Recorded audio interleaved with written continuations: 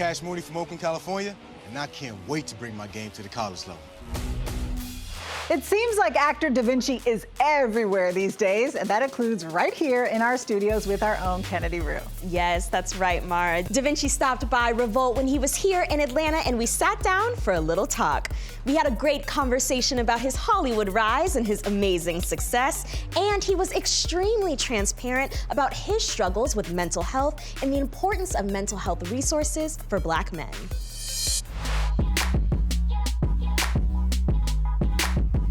We have so much on our shoulders that we don't even know where it's coming from.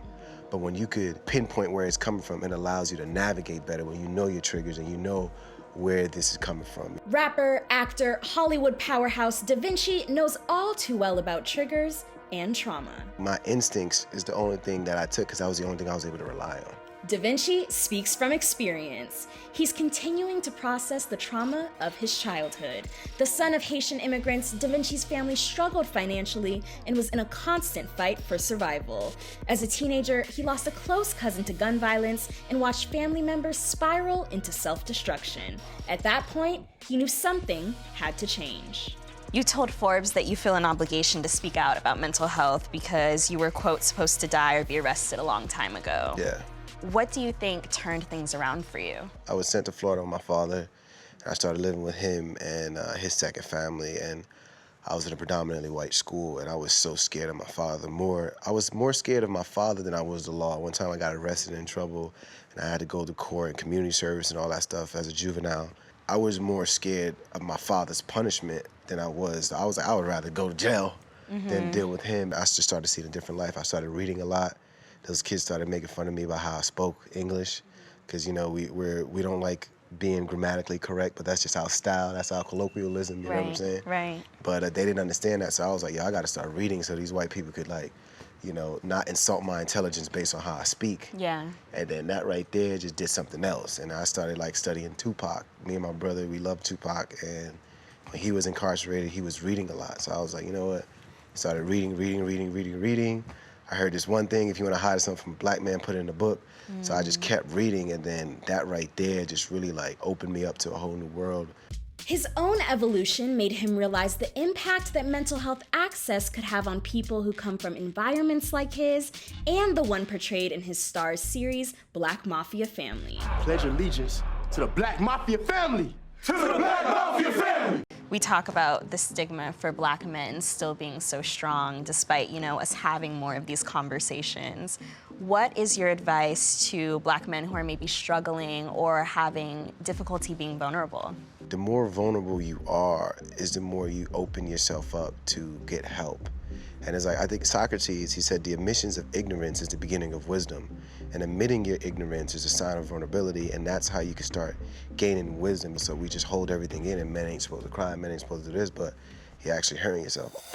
Statistically, Black men are only half as likely to seek counseling for anxiety and depression as their white counterparts. And a 2018 study by the American Psychological Association found that 26% of Black men between 18 to 44 experience daily feelings of anxiety or depression are less likely to use mental health services.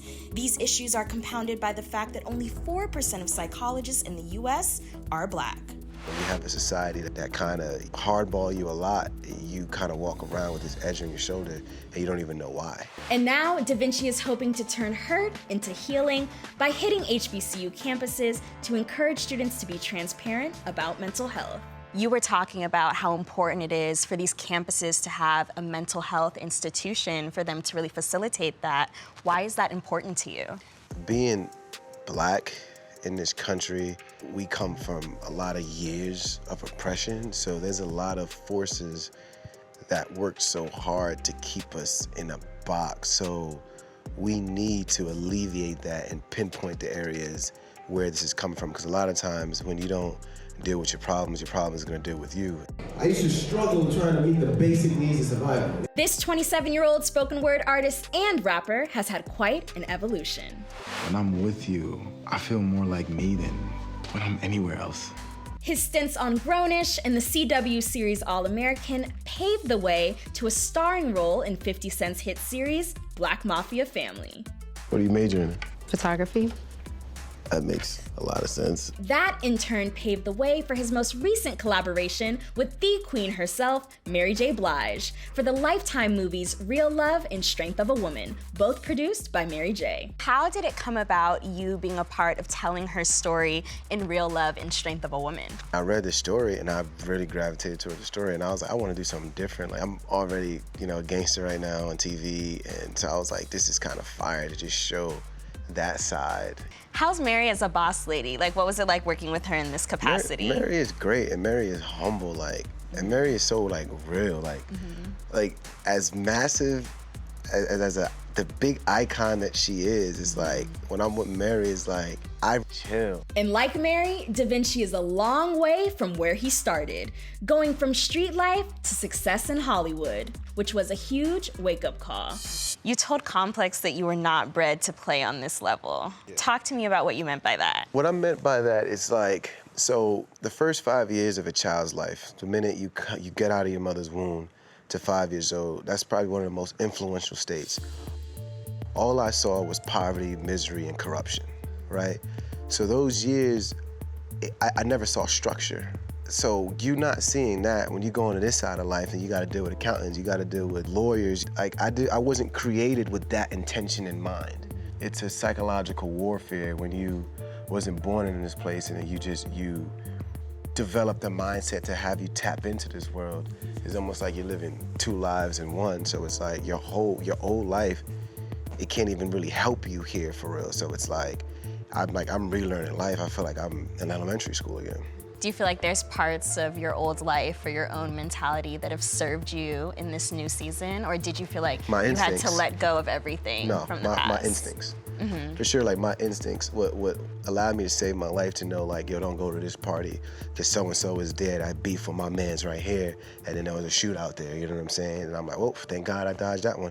My instincts is the only thing that I took because that was the only thing I was able to rely on. So when I started realizing how powerful it is, and this is why, the Bible talks about, life and death lies in the power of the tongue and things like that. A lot of philosophical books talk about how powerful your mind is and what you speak out. And when I started learning that, I was like, yo, I'm gonna change how I speak. Yeah. I'm gonna speak life in whatever I'm doing, and by the grace of God, it's been happening.